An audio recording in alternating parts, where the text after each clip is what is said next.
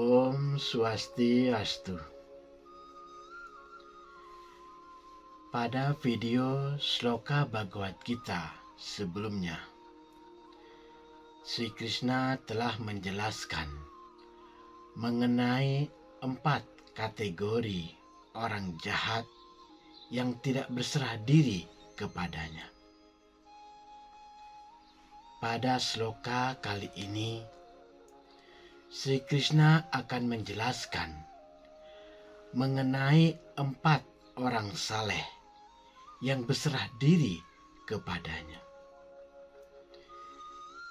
Caturvida bhajante mam jana sukriti nurjuna arto jignasur atarti jnani ca bharatar sabha caturvida bhajante mam jana sukriti nurjuna arto jignasur atarti jnani ca bharata sabha caturvida bhajante mam jana sukriti nurjuna arto jignasur atarti jnani ca bharata sabha, yang artinya, wahai yang paling baik di antara para Bharata, 4 jenis orang saleh mulai berbakti kepadaku. Orang yang berduka cita, orang yang ingin tahu, orang yang menginginkan kekayaan, dan orang yang mencari pengetahuan tentang yang mutlak.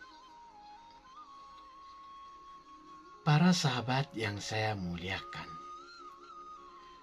Duskritino artinya orang jahat.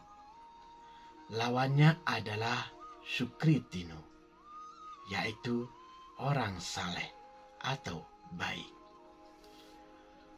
Orang Duskritino adalah kategori orang yang tidak berserah diri kepada Tuhan, kepada Sri Krishna. Sedangkan orang-orang Sukritino adalah kategori orang yang berserah diri kepada Tuhan Sri Krishna. Mereka mengikuti prinsip-prinsip yang mengatur dari kitab-kitab suci, hukum moral dan hukum masyarakat. Dan mereka kurang lebih setia kepada Tuhan Yang Maha Esa.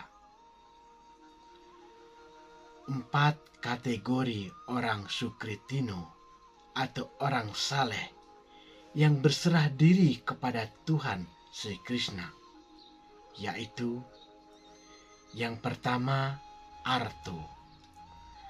Arto artinya orang-orang yang menderita atau berduka cita.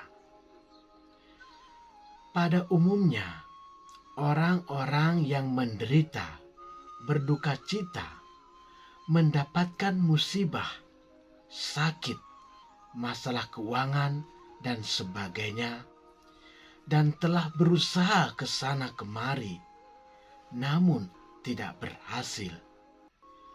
Maka orang-orang seperti ini akan mendekati Tuhan untuk memohon bantuan agar semua masalah yang dihadapinya dapat segera diatasi. Mereka ingat pada Tuhan saat mengalami penderitaan. Tetapi begitu penderitaannya hilang, sembuh, mereka lupa pada Tuhan. Biasanya orang yang kaya atau orang yang sedang berbahagia lupa akan Tuhan. Walaupun demikian, orang-orang seperti ini masih dikategorikan sebagai orang saleh.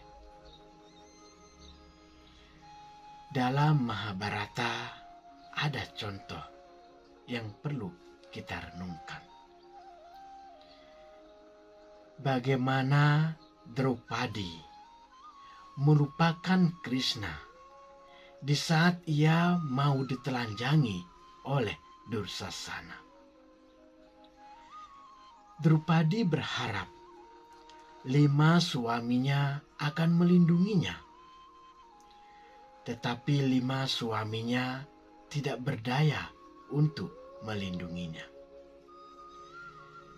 Draupadi minta bantuan kepada para tetua Kuru, Dhritarashtra, Bhisma, Drona, Widura, Kripacarya, dan semuanya, namun tidak ada satupun yang dapat menolongnya.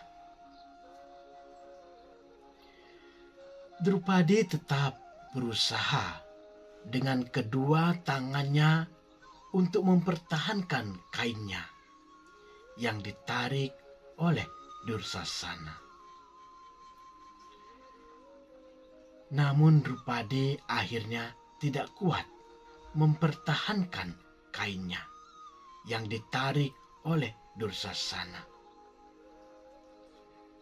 Dan pada saat itulah, karena tidak ada lagi satupun orang yang dapat membantunya, dia ingat kepada Krishna. Kemudian dia berdoa memohon pertolongan kepada Krishna. Draupadi berdoa dengan sepenuh hatinya kepada si Krishna. Krishna, tolong selamatkanlah hamba. Lalu Sri Krishna datang membantunya dengan memberikan kain yang panjang dan tak habis-habisnya ditarik oleh Dursasana. Akhirnya Dursasana kelelahan dan menyerah, sehingga harga diri Draupadi terselamatkan. Begitulah kekuatan perlindungan Tuhan kalau kita berserah diri sepenuhnya kepada Beliau. Kita memang seharusnya tidak hanya ingat pada Tuhan saat kita sedang menderita. Yang benar adalah dalam kondisi apapun, sebaiknya kita selalu ingat dan tidak lupa kepada Tuhan, kepada Sri Krishna. Yang kedua adalah Jignasur, atau orang yang ingin tahu. Orang-orang yang ingin tahu seperti ini akan mencari pengetahuan dalam semua aspeknya yang beragam. Apakah itu pengetahuan ekonomi, sosial, hukum, pengetahuan ilmiah, pengetahuan estetik, pengetahuan agama, kitab suci, atau segala pengetahuan apara widya dan para widya. Orang-orang Jignasur, orang yang ingin mengetahui, mencari Tuhan melalui ilmu pengetahuan yang mereka pelajari. Dan akhirnya mereka akan menyadari keberadaan Tuhan di mana-mana. Dan mengetahui sifat sejati dirinya sebagai hamba-hamba Tuhan, bakta-bakta Tuhan yang kekal. Karena itulah mereka dikategorikan sebagai orang saleh. Yang ketiga, atarti, atau orang yang mencari kekayaan. Orang yang mencari harta atau kekayaan juga akan berdoa dan berlindung kepada Tuhan, karena mereka percaya bahwa hanya Tuhan yang dapat memberikan apa yang mereka cari.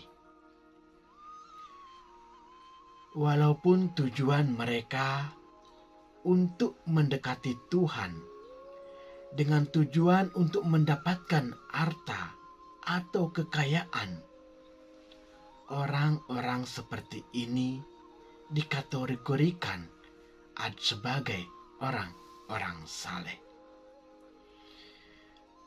Begitu orang-orang ini berserah diri kepada Tuhan sepenuhnya, dia akan menyadari bahwa apa yang dia cari adalah seperti pecahan-pecahan kaca, sedangkan Tuhan memiliki permata cinta kasih yang murni. Anugerah cinta kasih yang murni tanpa pamrih, inilah yang seharusnya mereka cari. Yang keempat, jinani, atau orang-orang bijaksana yang telah mengetahui hal-hal dengan sebenarnya. Mereka telah mencapai atma tattva atau realisasi jiwa dan mengenal Tuhan yang Maha Esa.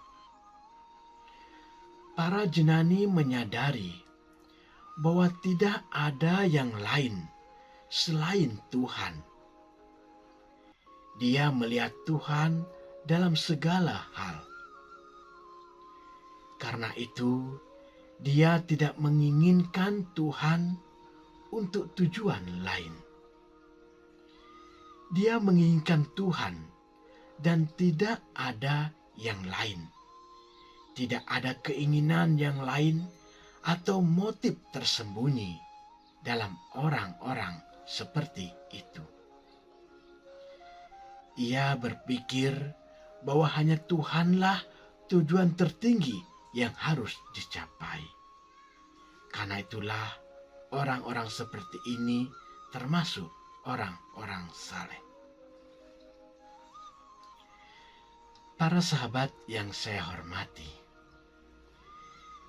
inilah 4 kategori orang saleh, yaitu orang yang berduka cita, orang yang ingin tahu, orang yang menginginkan kekayaan, dan orang-orang bijaksana yang telah mengetahui hal-hal dengan sebenarnya.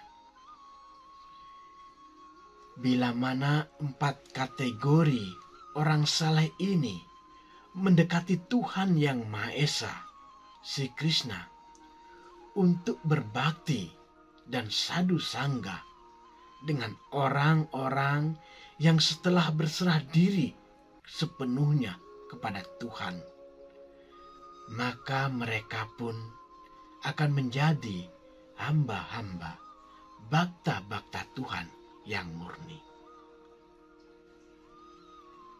4 kategori orang saleh ini berserah diri kepada Tuhan, kepada si Krishna.